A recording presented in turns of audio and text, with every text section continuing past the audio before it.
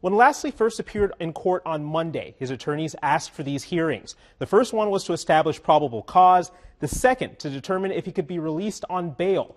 Cameras aren't allowed in court for a federal case, but here's a wrap-up of what happened. Gordon Lasley Jr. was led into the courtroom wearing an orange jumpsuit, shackled at his hands and feet, sporting long brown hair and little expression.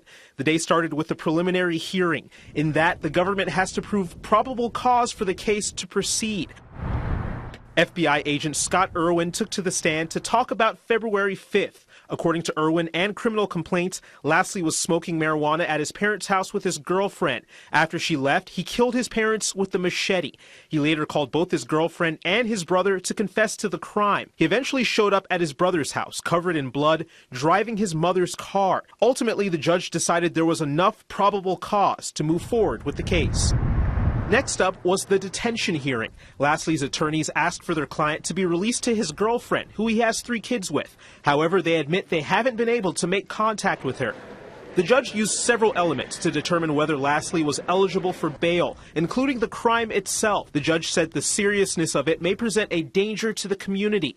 Lasley faces a maximum sentence of life in prison for each of the 2 first-degree murder charges. Those factors served as strike 1 against Lasley. Then there was his personal and criminal history. Lasley confessed to police that he had been a heavy alcohol and marijuana user since he was 14, and his rap sheet is long. 3 OWI charges, various trespassing charges, domestic abuse, assault causing bodily injury, and that's all on top of numerous failures to appear in court. With the judge considering all those factors together, it meant no bail for Lasley.